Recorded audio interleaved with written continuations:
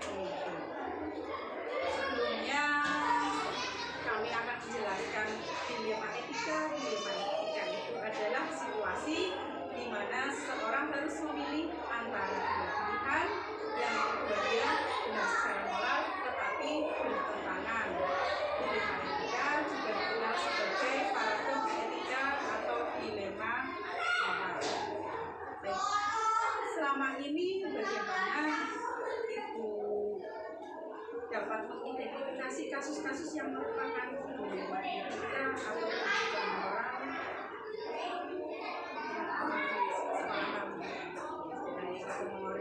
Lani dan Bu Bersih yang sudah hadir di sini, kami akan menjawab pertanyaan dari ibu-ibu cantik ini. Selama ini bagaimana saya dapat mengidentifikasi kasus-kasus yang merupakan dilema etika atau juga langkah kami dalam kasus tersebut itu kami tidak mengikuti jadwal yang sudah ada atau waktu yang tetap, namun saya menggunakan pendekatan yang berstruktur. Di antaranya kami itu mengidentifikasi masalah etika itu yang situasinya itu memang benar-benar merupakan dilema etika.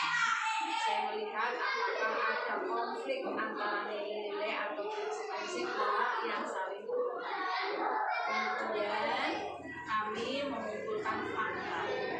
Fakta ini kami kumpulkan supaya pemahaman konteks itu dari orang yang terlibat itu bisa kami tinjak lanjuti permasalahan. Terus berikutnya identifikasi pihak-pihak terkait.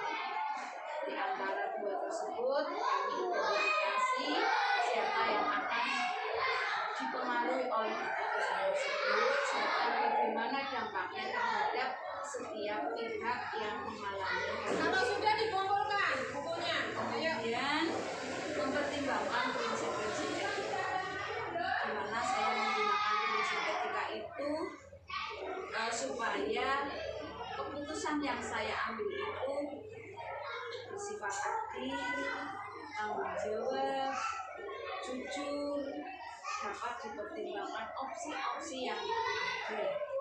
Kemudian kita mengevaluasi opsi-opsi yang ada untuk kita analisis tindakannya itu dampak pendeknya seperti apa, dampak jangka panjangnya seperti apa, supaya mempertimbangkan konsekuensi etis dari setiap keputusan yang saya ambil untuk menyikapi dilema etika. Kemudian saya mengambil keputusan yang setelah mengevaluasi semua opsi-opsi yang ada itu, kami pertimbangkan prinsip-prinsip etika. Saya memilih opsi yang saya anggap paling etis dan adil untuk mereka-mereka yang saya anggap. Terus yang terakhir, tinjauan dan evaluasi keputusan. Setelah keputusan diambil dan tindakan diimplementasikan, saya mengevaluasi kembali apakah hasil yang saya putuskan ini sesuai dengan harapan tersebut bisa dipertahankan secara etis demi kebaikan kita bersama. pertanyaan berikutnya Ibu, selama ini bagaimana Ibu menjalankan pengambilan keputusan di sekolah Ibu, terutama untuk kasus-kasus di mana ada dua kepentingan yang sama-sama benar atau sama-sama mengandung nilai keadilan? Dalam mengambil keputusan yang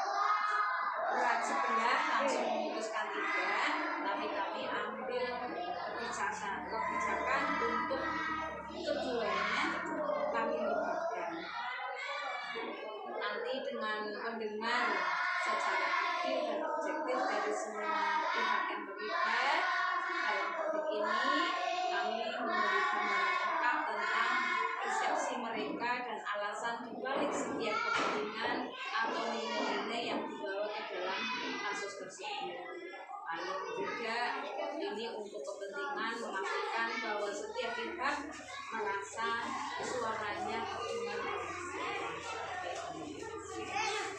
Kemudian saya menganalisis terhadap kepentingan dan nilai yang terlibat untuk memahami nilai-nilai yang mendasari kedua kepentingan tersebut. Berikutnya mengidentifikasi dampak jangka panjang dan jangka pendek bagi mereka. Ini akan kami pertimbangkan. Setelah mendengarkan, saya mempertimbangkan dampak jangka panjang dan jangka pendek dari setiap keputusan tersebut. Ini adalah pertanyaan yang berikutnya, hal-hal apa saja yang selama ini Ibu anggap efektif dalam pengambilan keputusan pada kasus-kasus dilema etika? Pada kasus-kasus dilema etika itu kami akan melibatkan berbagai perspektif dari pihak yang terkait, menggunakan pendekatan kolaboratif baik dari guru maupun kalau memang perlu melibatkan orang tua, kami libatkan orang tua. Terus kemudian kami mengutamakan kepentingan yang terbaik untuk siswa. Apa saja yang selama ini merupakan tantangan dalam pengambilan keputusan pada kasus dilema etika? Hal yang merupakan tantangan bagi kami mengambil sebuah keputusan itu, yang pertama menjaga keseimbangan antara kebutuhan akademis dan emosional. Ini sangat penting kami terapkan. Kemudian mendapatkan kesepakatan dari semua pihak, itu tadi sudah saya jelaskan, dari pihak sekolah, orang tua maupun masyarakat yang terkait. Kemudian menyediakan sumber daya yang memadai untuk mendukung keputusan yang saya ambil. Pertanyaan berikutnya Ibu izin, apakah Ibu memiliki jadwal tertentu dalam sebuah penyelesaian sebuah kasus dilema etika tersebut, atau apakah Ibu langsung menyelesaikan di tempat atau memiliki sebuah jadwal untuk menyelesaikannya? Bentuk atau prosedur seperti apa yang Ibu jalankan? Dalam menyelesaikan kasus dilema etika ini, saya tidak memiliki jadwal atau waktu tetap, tapi kami menyesuaikan dengan kondisi yang ada, dengan menggunakan pendekatan yang betul. Dan pendekatan itu kami melalui prosedur umum yang kami jalani, yaitu dengan identifikasi masalah etika, mengumpulkan fakta, identifikasi pihak-pihak terkait, mempertimbangkan prinsip etika, evaluasi opsi yang ada, mengambil keputusan dan tinjauan dan evaluasi keputusan supaya kami dalam mengambil keputusan itu tidak memihak satu sama lain. Adakah seseorang atau faktor yang selama ini mempermudah Ibu dalam pengambilan keputusan kasus-kasus dilema etika?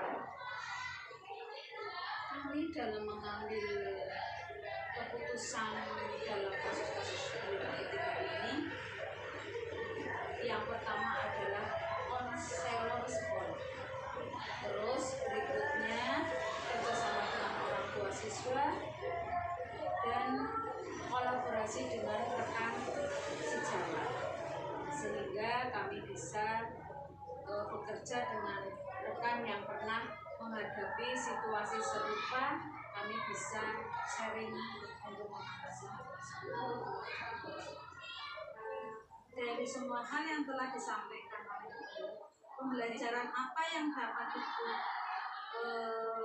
petik dari pengalaman Ibu mengambil keputusan dilema etika? Selama ini kami belajar dari pengalaman, ya. Jadi kami mengambil keputusan itu, yang penting adalah kami saling komunikasi dengan Bapak Ibu guru yang ada di sini, maupun dengan wali murid, dengan warga, masyarakat, tokoh masyarakat, dan kami kerjasama dengan komite juga. Kami saling transparan, jadi tidak ada yang kami tutupi. Kami transparan, baik itu permasalahan-permasalahan yang pada sekolah yang kami laksanakan.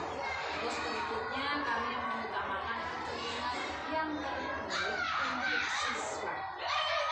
Terus berikutnya fleksibilitas dalam mencari solusi yang kreatif dan inovatif.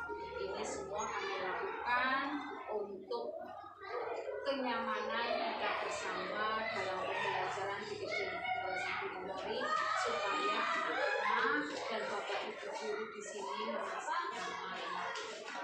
Seperti itu. Jadi jika memberikan kami seolah kami terus terhadap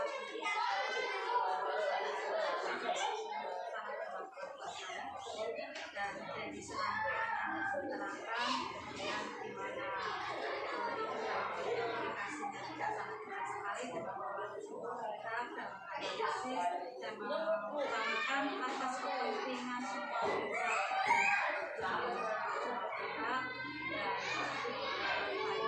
kolaborasi juga dengan orang tua masyarakat juga. Di lain waktu kami juga terima kasih. Harapan kami akan bisa kolaborasi lagi dan juga menerapkan yang dalam kepentingan. Akhir kata dari kami, wassalamualaikum warahmatullahi wabarakatuh. Waalaikumsalam warahmatullahi wabarakatuh.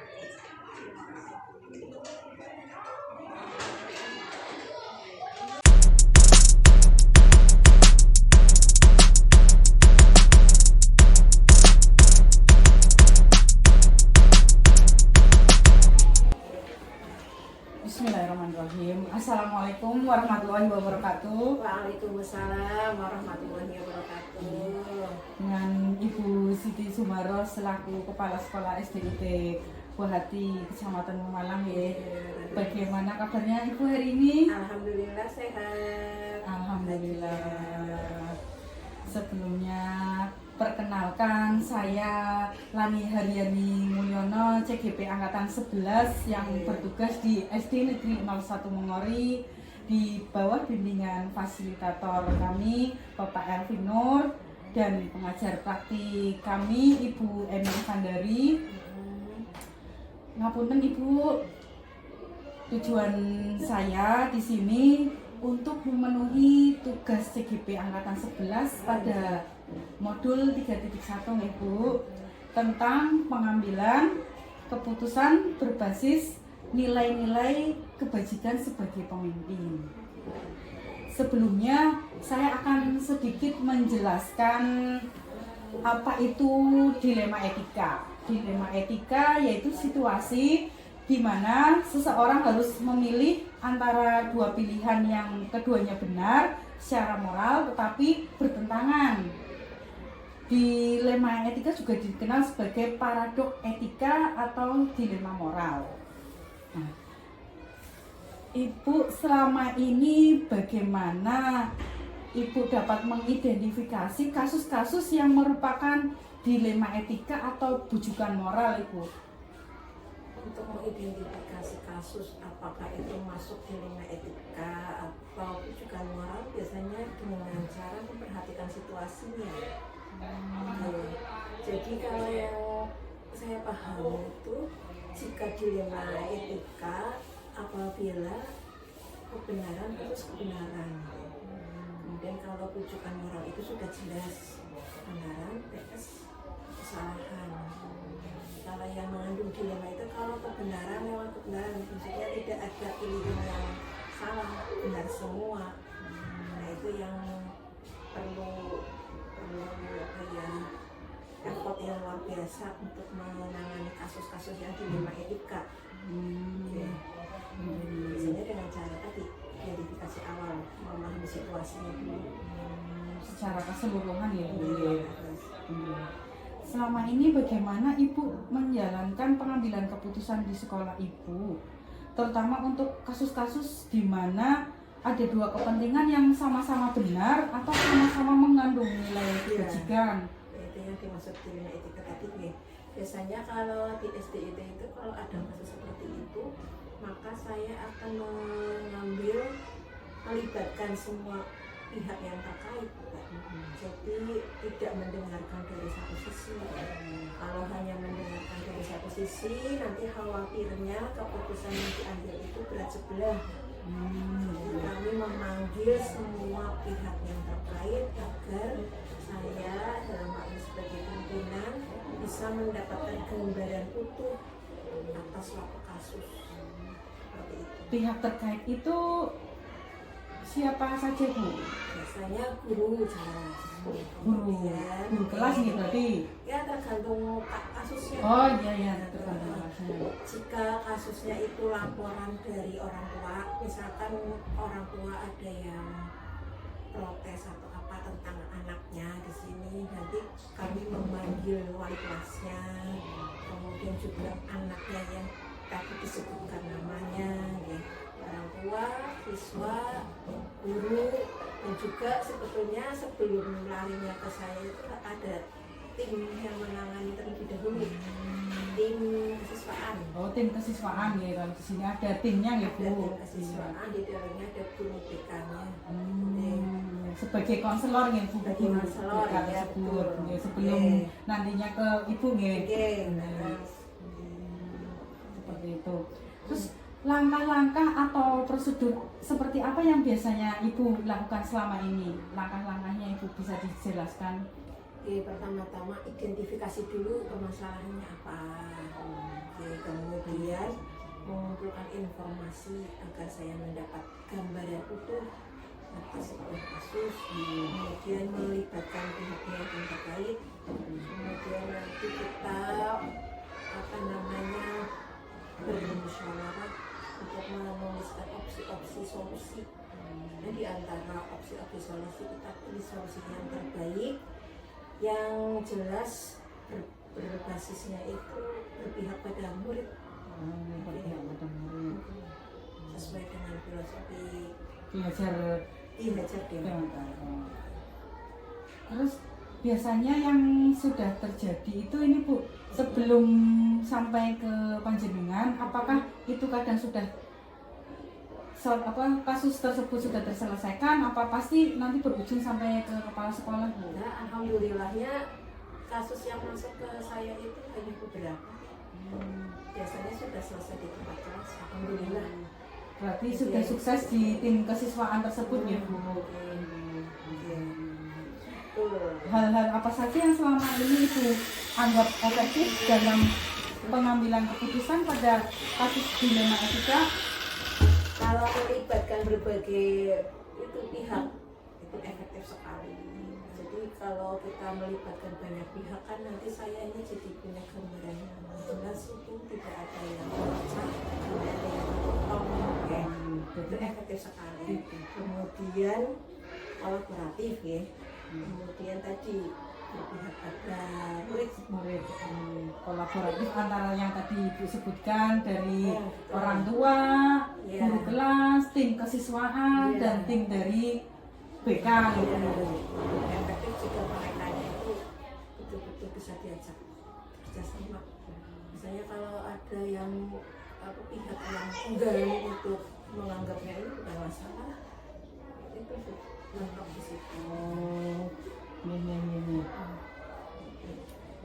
Hal apa saja yang selama ini merupakan tantangan dalam pengambilan keputusan pada kasus-kasus dilema etika Ibu?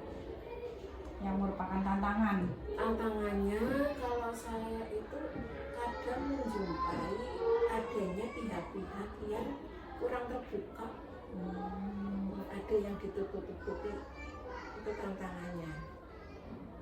Itu yang pertama, tantangannya itu. Kemudian mendapatkan kesepakatan dari sebuah pihak itu juga merupakan tantangan. Itu namanya manusia ya, punya Kelebihan dan ya, dan juga punya opini masing-masing. ya, kadang saling Ya. menguatkan opini masing-masing. Ya, betul. Iya. Dan kemudian tantangannya adalah sumber daya yang memadai untuk mendukung keputusan. Ini. Padahal tadi sumber dayanya sudah sangat memadai, ada tim kesiswaan, ada guru BK, ada guru kelasnya, dan melibatkan orang tua, tapi tetap ada tantangannya Ya, gitu. kalau salah satu pihak itu yang tidak mau diajak kerjasama, tantangannya di situ. Baik. Adakah Ibu memiliki sebuah jadwal tertentu dalam sebuah penyelesaian kasus dilema etika? Apakah Ibu langsung menyelesaikan di tempat atau memiliki sebuah jadwal untuk menyelesaikannya? Bentuk atau prosedur seperti apa yang Ibu jalankan? Untuk jadwalnya sih tidak ada. Biasanya spontanitas. Jadi, kalau jadwalnya yang tersusun itu ada Pembinaan ke siswa. Oh gitu. Siswa itu untuk tindakan pencegahan ya. Tapi kalau kemudian terjadi kasus, biasanya Langsung. kata lain ini spontanitas langsung, tidak membiarkan permasalahan apapun yang terjadi itu berlarut-larut. Berarti Langsung ditangani. sesegera mungkin ya Bu, Sesegera sesegera mungkin diselesaikan, dipanggil pihak-pihak terkait itu langsung dipecahkan masalahnya gitu. Ya, baik. Adakah seseorang atau faktor apa yang selama ini mempermudah atau membantu Ibu dalam pengambilan keputusan dalam kasus-kasus dilema etika? Maksudnya tadi sudah ada guru, ada orang tua siswa, ada tim kesiswaan, ada BK. Itu ada yang sangat mempengaruhi, yang paling mempengaruhi dalam mengambil keputusan tersebut Ibu. Yang paling membantu ya? Yang paling membantu nggih. Paling membantu saya tim di sekolah. Saya terbantu sekali dengan keberadaan mereka. Jadi saya yakin di sekolah kami ini karena jumlah muridnya banyak, itu pasti kasus setiap hari ada. Pasti ada kasus.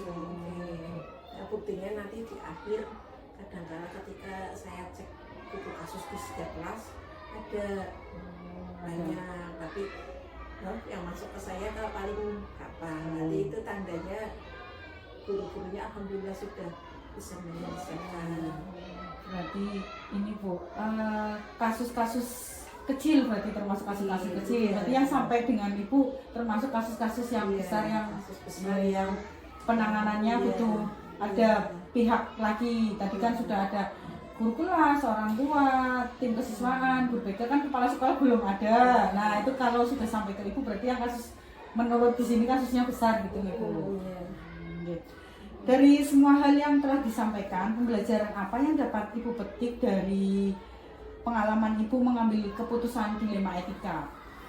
Yang pertama yang jelas komunikasi yang efektif, keterbukaan, kemudian semangat kolaboratif, semangat mencari solusi, kemudian tadi berpihak pada murid.